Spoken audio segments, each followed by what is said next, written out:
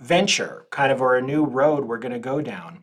We've always been about giving you all the information you need to get back in the game, to take care of your spine and your joints, and to live pain free, to live free of spine and joint pain. And one thing that's become clearer and clearer over time is that that includes the stuff you eat. That includes your diet. And honestly, it includes your diet in a couple of ways. The first way is the stuff you eat, along with what you breathe, along with what you drink, is really ultimately the source of all inflammation in your body, right? Inflammation is a body reaction to something. And there's only three things that happen in our bodies that aren't of our bodies. And it's what we eat, what we drink, and what we breathe. So of those three, eating is a big one. Well, how big? Well, big enough to kill you, right? If you have a peanut allergy or a really severe food allergy, you eat the peanut, you grind it up in your mouth, your saliva digests it, lubricates it, it goes down into your gut. Your guts have this peristalsis, which moves it along, and then it gets absorbed. The macronutrients are absorbed across your abdomen, across the inside of your intestines. I always thought it was super interesting that the inside of your intestines is actually outside of your body, right? That's in contiguity with your mouth and your esophagus and where the food, as we all know, where it ignobly ultimately ends up. But when it starts coming across that intestinal wall, that's when your body reacts to it. And if you have an allergy, that's where that allergy is going to happen. And it's big, right? It can kill you. It can be an anaphylactic allergy. Well, if you can have an anaphylactic allergy, you can certainly raise your overall level of inflammation. And if you raise your level of inflammation, then what happens? Well, I think one way to think about it is like the army. If nothing's happening, everybody's just kind of chilling. They're doing some training, they're exercising. But now something happens in North Korea. Everybody's on edge. They're on alert, DEFCON whatever, right? Everybody's poised to act, and then the slightest thing can set off a reaction. That reaction might even be across the world. It's the same way in your body. Once you're poised to be inflamed, once you eat something and your inflammation cascade is activated, it's not just activated at the site of your intestines, it's activated, the cells that are activated are in your blood and they go everywhere, including your joints. So that's how food and inflammation that food causes can easily cause joint pain. Hey, most of us have joint pain due to arthritis, right? What is that? Well, arth is joint, itis is inflammation, joint inflammation. There's no peanuts in your knee, it's the inflammation in your knee, but it was stirred up by potentially stuff that you ate. Uh, okay, it's okay, maybe, right? Maybe it's true, but how true is it? You say, "Oh, my knee hurts because," well, let's take my knee, my own personal knee. I hurt my knee in a boxing workout, 15, almost 20 years ago. I tore the meniscus being an idiot, and that injury led to a lack of ability of my knee meniscus, my medial meniscus, to cushion the impact between my thigh bone and my leg bone. The meniscus normally acts as a shock absorber. No shock absorber, right? Or it's impaired because it got ripped, damaged. So that causes arthritis to build up in the knee.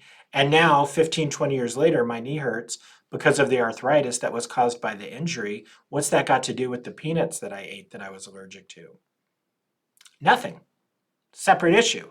But because you do have arthritis due to an old injury, or maybe you have an immune complex mediated arthritis like rheumatoid arthritis or psoriatic arthritis, or maybe you didn't hurt yourself in a boxing workout. You just worked for UPS and you walked every day and lifted and bent, and the chronic movement, the repetition of movements under force wore down your cartilage and scratched out. Yes, all of that happened and all of that caused your arthritis. But the inflammation level of your body is what flares it up and down. Oh, that's why it gets better and worse. I can't tell you how many people I've had tell me that, oh, I can tell when the rain's coming in because my joints start hurting. Humidity, they think, can cause it.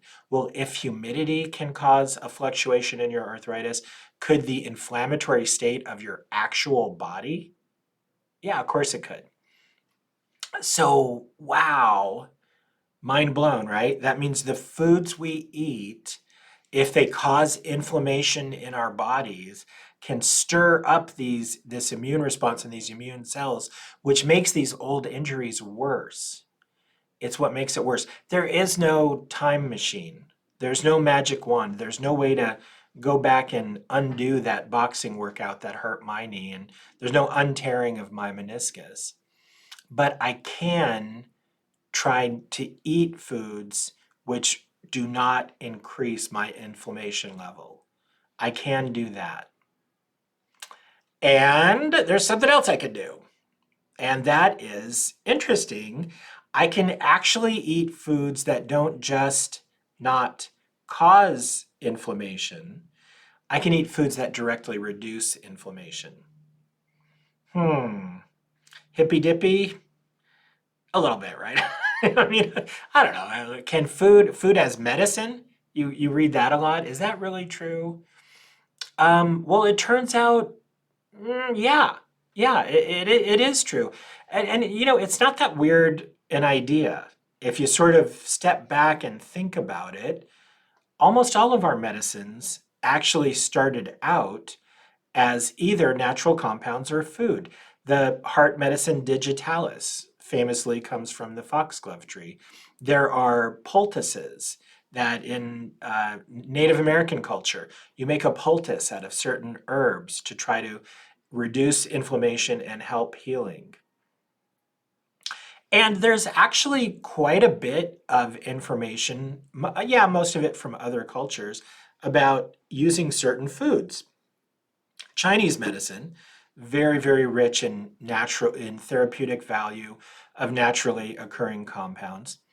Um, Chinese medicine. Some people say, I don't believe in all that. Well, okay, you have a right to believe in whatever you want. Here in America, our medicine is science based. It's benchmarked. It's based in the experimental method, and there's a name for that. We practice here the medicine that I learned in medical school, and the medicine you get when you go to your doctor is called allopathic medicine. But it actually wasn't always that way. Even here in America, we kind of flirted with, we didn't marry her, but we thought about homeopathic medicine. Homeopathic medicine was the idea that you take a teeny tiny exposure to something, and that exposure causes your body to become immune to it or build strength against it, and that's how you get better. As it turned out, homeopathic medicine wasn't super consistent with another thing called chemistry or biochemistry.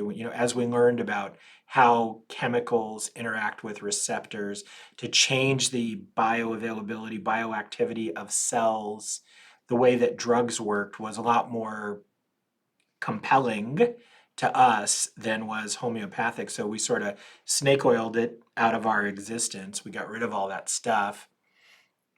But there is a legit um, cultural tradition of other kinds of medicine. And one of the biggest ones in the world came from one of the most populous countries in the world, and that's India. In India, they have Ayurvedic medicine. Ayurveda, for them, back in the day, was our allopathic medicine. And we'll look at how Ayurvedic medicine might be we might be able to use Ayurvedic methods to help us achieve a lower state of inflammation in our guts. All right, so hopefully I've convinced you of three things. Number one, you've got joint pain and you want to get rid of it. I guess I don't have to convince you of that, right? If you're listening to this podcast, then you've got joint pain and you want to get rid of it. So, number 1.5 is what you eat can increase or decrease the amount of inflammation in your body. And we'd like to eat things that don't trigger our joint pain. And in fact, the last number 3, we want to specifically eat things which really, really reduce our joint pain with food as medicine. Well, there's a number of ways to go about this. And, if you go online right now and Google anti-inflammatory diet, you're going to see about 100 different anti-inflammatory diets. And to be perfectly brutally honest, it's just overwhelming. Have no fear, podcast people. We are going to simplify it for you. I'm going to give you a very simple 5-step process that you can follow to get on an anti-inflammatory diet. In those 5 steps, I'm going to give you some healthy hacks to make it easy for you to process and to adjust. And I'm going to make it really clear to you that, look, you're not changing religions here or getting religious. You're just going to try some stuff and see what works for you. If it works, great. Let's turn it into a habit, healthy habit. If it doesn't work, okay, that's okay too. Let's just move it along. What could be easier than tea? Turmeric tea. Turmeric tea. Turmeric is Turmeric. Turmeric's a really ancient compound. And if you've seen it before. It's kind of a orangish yellow. Turmeric, it's extraordinarily anti-inflammatory.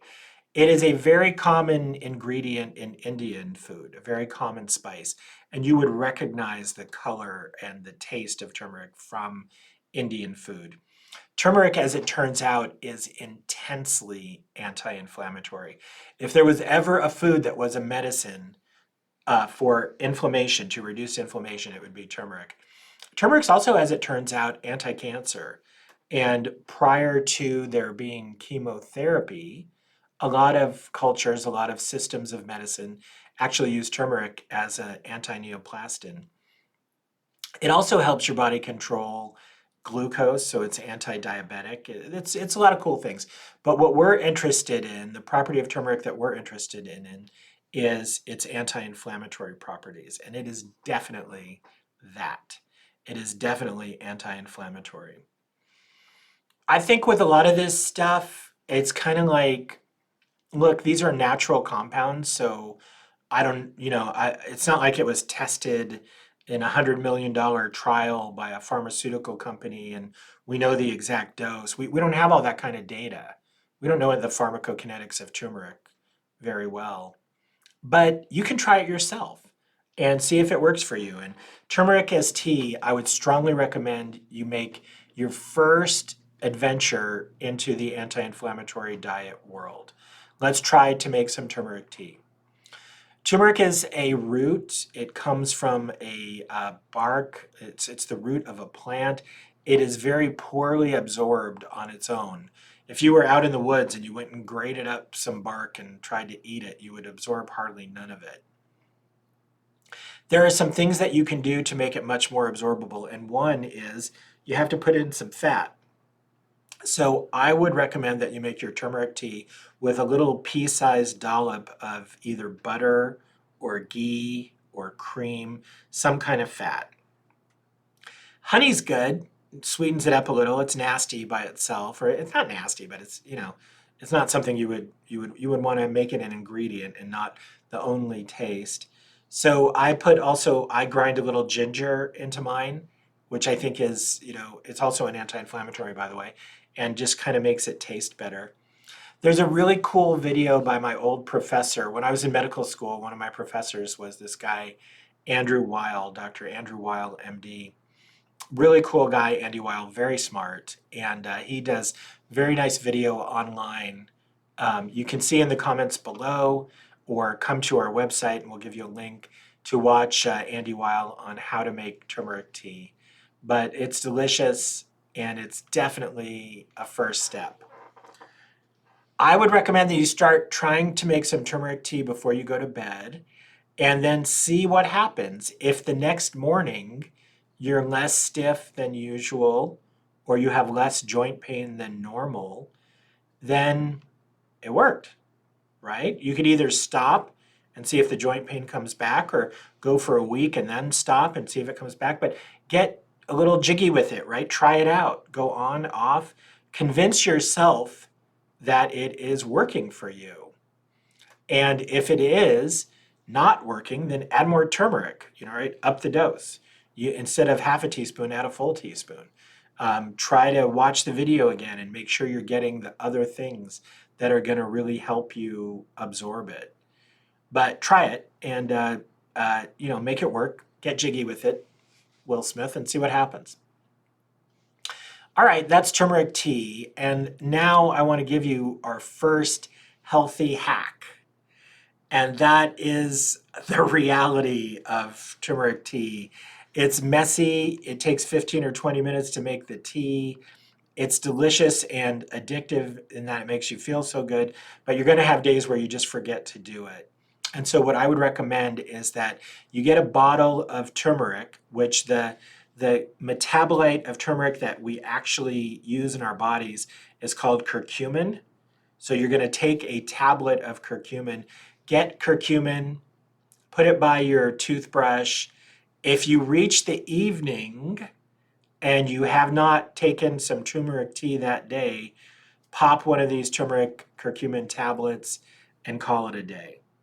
It just gives you the ability to hack your way into the anti-inflammatory effect to compensate without having to be so perfect every day in exactly making the tea.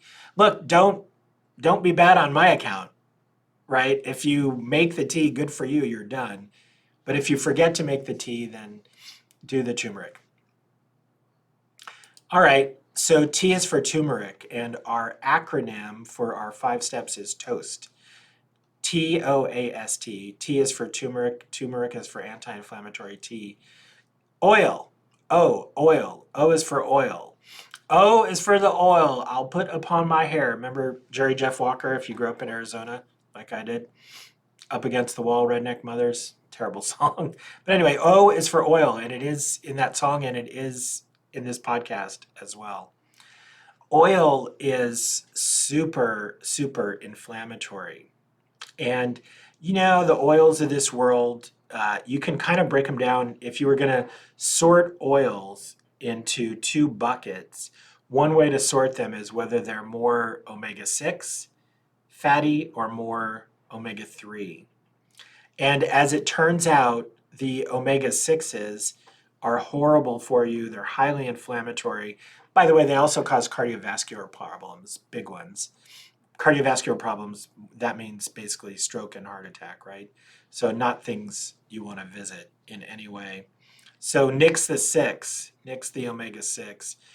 3's for me. You want to take the 3, get things that have omega-3s in them. You don't need to become an expert in biochemistry to make this work. You just need to know what works. And in the case of omega-3s, it's oily fish. There's hundreds of fish, right? How do you know if it's an oily fish? If you hold the fish and there's oil all over your hands, it's an oily fish. Salmon is an oily fish. Sardines are an oily fish. I will not eat these guys. Their eyes are just creepy. I do not understand sardines, but there are a lot of people who will eat them. Salmon, almost everyone will eat salmon, unless you're someone who just won't eat fish at all. And we'll talk to you in a minute, you anti-salmon people. You need three servings of oily fish a week. And there's a lot of way to get that. You could have a salmon salad. You could have a halibut steak for dinner. You could have sardines with as a snack. But you need to get 3 servings of oily fish a week, which, is interesting because there have been a number of studies of diets in different cultures and how long people live and what have you. And one thing that has come out repeatedly from these studies is that cultures that have a higher fish-based diet, more fish as a source of their protein than like us here in America, where, let's face it, it's mostly red meat. Cultures that you have a higher fish-based diet tend to live longer, have lower cholesterol, fewer heart attacks, blah, blah, blah. It's all good. Eat oily fish, but what if you don't? And here's our second healthy hack. There is another way to get the fish oil, and the other way is to just take it as a tablet. You can take fish oil directly as a tablet, and fish oil as a tablet is often known as fish oil. There's 100 different fish oil capsules in every health food store, in your grocery store, and it's really, really hard to know exactly which one would be the best. But there are a couple of things I look for which kind of help me know if a supplement is credible. And one thing I look for is that the lab is inspected by somebody outside of themselves. They have some kind of accreditation, or they follow some sort of standard. The best one of all is if the lab is following FDA standards and if it's inspected by someone who will confirm that they follow those FDA standards. I don't know the best fish oil. Omega Well, when I look at the market of stuff available, Omega Well, Omegawell, seems pretty good. By the way, clever title, right? Remember that next the 6 3s for me. Omega-3 formula, Omega Well. You can also get fish oil as krill oil. Krill is the nasty little guys that whales eat. It's the most populous life form on Earth, the krill. And it's disgusting tasting, so you have to take it. If you want to drink krill by yourself, you are really committed to your health. Good for you, but I just think it's practically impossible. But something to consider, and definitely something to go right by your toothbrush. If you finish that day and you didn't have your turmeric tea, pop one of those capsules of turmeric. And if you didn't have a serving of oily fish oil capsule, down they go. Healthy hack. Now, even if you didn't do your duty, do your due diligence and do everything right that day, you're still going to get the benefit of these anti-inflammatory compounds. You're going to get your omega-3s in those fish oil capsules, and you're going to get your anti-inflammatory turmeric in those curcumin tablets, and you're going to be off to the races. So good for you. Good for you. Healthy stuff. All right, let's get back to it and talk about our 5 steps. We're doing our turmeric tea. We've got the oil, the fish oil if necessary. The next one is Ayurvedic cleanse, TOA. A is for Ayurvedic cleanse. So we talked a little bit about Ayurveda where in the beginning of this, when I said, okay, we're following allopathic medicine, but that doesn't mean everyone else has been wrong forever. There's a lot of wisdom that accumulated. Allopathic medicine is at most a couple 100 years old, whereas Ayurvedic medicine is a few thousand years old. So they tried things and learned things, and there's a lot of wisdom packed into it. And a really cool guy, a cardiologist named Alejandro Junger, Junger, Alejandro Junger. He's actually an MD, like me, an allopathic doctor, but he studied Ayurvedic medicine and he came up with this cleanse.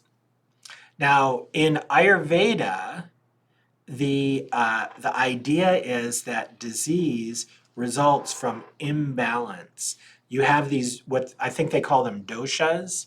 The doshas are their names are weird, are funny to me. They're in Sanskrit, like Pitta, Kapsa, Vata. They sort of loosely correspond with elements like air, fire, water. They don't truly correspond, but they're sort of similar. Anyway, in the Ayurvedic concept, in the Ayurvedic medicine, the the imbalance between these doshas is what causes disease. So they really got good at coming up with cleanses. The idea of a cleanse is kind of balance everything out. And the Ayurvedic cleanse that Alejandro Junger recommends is really quite cool. It its concept is to eliminate everything that is known to be inflammatory over a 3 week period, and then you can slowly add back foods and see how it affects you. I think that's really cool because it gives you that kind of trial and error sense of, well, does it work for me? That's because at the end of the day, that's all that really matters, right? If it works for me. So Alejandro Junger's book Clean, which you can get on Amazon easily and follow, is a really interesting thing to try. A really good way to kickstart your experience with anti-inflammatory diet. Okay, you say 3 weeks is too much for me. All right, lazy bones, you can do 7 days. Same guy wrote a book. It's called Seven or something like that, or Clean Seven, where you just do it in 7 days. I must say, I myself have done this 3 week Ayurvedic cleanse several times. And at the end of the 3 weeks, I've had the exact same reaction every time. And that is, I feel so good. I've lost so much weight. My skin is bizarrely glowing. My fingernails feel like they could be used as weapons of mass destruction. They're so hard and healthy. Why would you ever go off this diet? And then I go off the diet and gain all the weight back and, just be human about it. But I would recommend you try it. If nothing else, it shows you at the end of that 3 weeks how much food is actively contributing to the way your joints feel. If you finish that 3 weeks and you have no joint pain, then 100% of your joint pain is coming from what you eat. That would be a good thing to know. If you finish that 3 week cleanse and none of your joint pain is gone, you feel exactly the same, then hang up. This isn't for you, right? That means something else is causing your joint pain, and it really doesn't have much to do with anti-inflammatory diet. That's not going to be helpful to you. And of course, most people are going to be somewhere in between. You might be 50%, you might be 75%.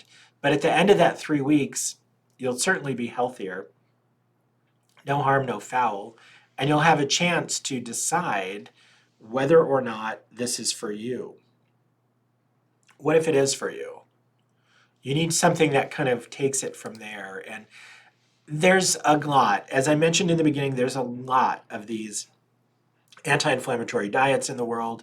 One that we have had success with, the doctors at Phoenix Spine and Joint have used over the years successfully, is called the Fat Resistance Diet. It's also a book. It's also on Amazon. The Fat Resistance Diet is by Dr. Leo Galland, Galland, also an MD, for whatever that's worth. I kind of like this book because this diet was not created to lose weight. It was actually created for people with joint pain. But along the way, this Dr. Leo Galland, however you say it, he wrote a really awesome introduction where he goes through leptin and kind of all the research on what makes people fat and how our brains start interacting with literally our fat to control our hormonal balance in a way that kind of makes you fat. And to be honest, it's the best explanation I've ever heard. I've been fat my whole life, some version of fat my entire life. And I've never really, even in medical school, never really understood it until I read this diet book. And it's really, really fantastically presented, the fat resistance diet. He really, really explains it. All right, we're about to jump off the deep end. and talk about pharmaceutical drugs. Okay, wait, what? We were talking about an anti-inflammatory diet, and now you're talking about the enemy, big pharma, pharmaceutical drugs. Well, yeah, I mean, let's say you did all this stuff and it wasn't working. And well, first of all, how would you know if it was working? You gotta track something, and I'm gonna give myself away, but the last T in toast is for track it. And there are a number of ways to track the amount of inflammation going on in your body. One is to actually look at your blood. There's a test you can get, C, letter C, reactive protein. So it's an acronym. The C reactive protein is a really good indication of what's going on with the inflammation in your body. And I would really recommend get a baseline CRP before you go on that clean Ayurvedic cleanse. You should see, and then if you tested yourself at the beginning and then at the end, your C reactive protein should go down. If there's less inflammation in your body, you should have something that tells you that. But what if it didn't go down? Or what if you're not, or what if you're unusually high and you find that out? Your C reactive protein is a good way to know. A second way to follow inflammation is your weight. If these dietary changes are working, then your weight should be going down. You should have less inflammation, more controlled caloric intake. So you should weigh yourself. And these days, the best way to do that is to get a scale that either is Wi-Fi or Bluetooth enabled and track that, hook that up to an app on your phone. So anyway, you're tracking your weight and your C-reactive protein, and you did your anti-inflammatory tea, and it kind of didn't work, and so you tried the 3-week fast, and you didn't really notice much change, and you tracked your blood levels, and you really didn't do well. You need to bring in some gun, and your big gun here is the statin. Why? Very interesting, very interesting. Statins were developed as a treatment for a disease condition, hypercholesterolemia. Emia, too much in your blood, cholesterol, cholesterol, and then hyper, too much. So too much cholesterol in your blood. American allopathic medicine just got infatuated with cholesterol because we had some pretty strong data that indicated cholesterol levels in the blood were good predictors of who was going to get a heart attack, who was going to have heart disease and eventually die of a heart attack or be impaired by poor heart function from a heart attack, and who was not. So we got really into it, and of course the big pharma developed drugs. But this one, Lipitor, atorvastatin, by the way, these statins are amongst the most highly used and prescribed drugs, not only in the world, but in the history of the world. Lipitor is maybe the most prescribed drug in the history of the world. I'm not sure, but I think so. So anyway, Lipitor, it works to reduce your cholesterol, but it is also an extraordinarily potent anti-inflammatory medication. So the big gun is to go on Lipitor to reduce your inflammation. And it's something you can consider doing. It's a drug, and every drug has every side effect. And to be absolutely blunt about it, it's a dirty drug. It's got a lot of side effects, one of which is muscle dysfunction. You can get into this horrible catalytic condition with your muscles. It's just awful, rhabdomyolysis. You don't want to mess around with this drug if you don't have to, but if you have high cholesterol anyway, bring it up with your doctor. If your doctor wants you to be on this drug, but you are kind of, I'm a natural person, I don't usually do that, well, maybe you should try it in conjunction with this anti-inflammatory diet as needed. If you think I'm crazy, then pass on this, just move on. But just know you've got kind of a big gun. This is your nuclear reaction. This is your nuclear reactor, which is everybody should have a nuclear option in their bag of tricks, something they can go to when everything else isn't working. All right, we've talked about several of these things. We talked about of toast. We talked about the turmeric tea, the fatty fish, 3 servings a week or 2 tablets of fish oil a night. We talked about the Ayurvedic cleanse And there's a bunch of them, but the one that Ayurveda, that Alejandro Junger recommends is cool, and I've tried and I know is safe and works. You could also think about going on a statin if the fat resistance diet isn't working for you. But once you finish these 4 steps, there is a 5th step. And that 5th step is to track it. Track it. You know, I am very fond of saying you get the performance that you measure and manage to consistently. And I'm irrelevant, right? I'm not a management guru, but the 2 biggest management gurus in history, guy named Deming, guy named Drucker, and actually this next thing I'm about to say, it kind of is sometimes attributed to one of them and sometimes the other, but they're the 2 founding fathers of America. They're the Washington and Jefferson of American management and the greatest managerial guru theorists in history. And their statement was, you cannot solve a problem you cannot measure. You cannot solve a problem you cannot measure. Why? Because when you measure something, you have a parameter that you can work against going forward. Think about it. When you go to your doctor, is your doctor like, man, your cholesterol, it's high. You should probably do something to reduce it.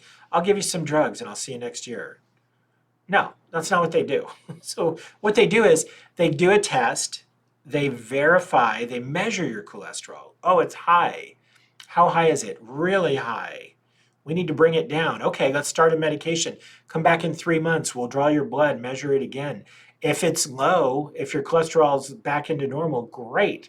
If not, we'll increase the dose of that drug. We're going to measure it and we're going to work around it. And guess what? Remember the whole Heisenberg uncertainty principle, the Schrodinger equation, all the quantum physics. When you study something, you change it. So the fact that you're going to be measured, that your cholesterol is going to be measured again, makes you start to watch what you do. The same thing here with the anti-inflammatory diet.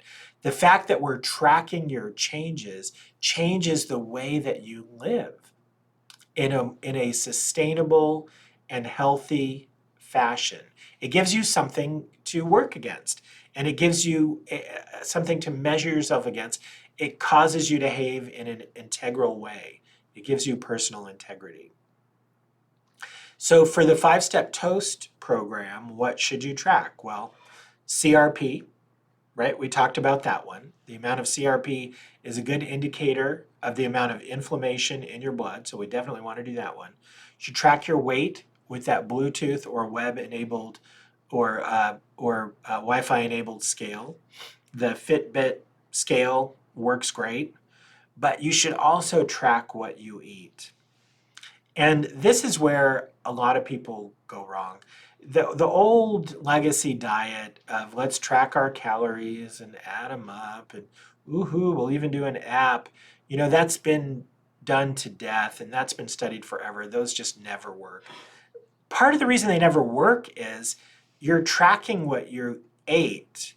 That's not really what you're trying to do. What you're trying to do is eat the right stuff. So what I would recommend is do calorie tracking, but only track the stuff you ate that you weren't supposed to. McDonald's French fries are not on the 5-step toast. You will not find McDonald's French fries in the Ayurvedic cleanse. You will not find a chicken sandwich from Burger King in the fat resistance diet. Let me tell you, it's not in there. So, but you're going to eat those things, right? Maybe, or you're going to eat stuff you shouldn't have. And when you do, track it. So anything that you know is outside of your normal diet, your list of clean and approved foods, track that, and then over time you can try to reduce it. And again, just to sort of, spoiler alert, it's just tracking it makes you not eat the crap, right? Just tracking it, the fact that you are going to have to enter this into your phone and see this number and see it at the end of the week and take personal responsibility for it going forward, just makes it harder for you to do it. All right, that's the toast method.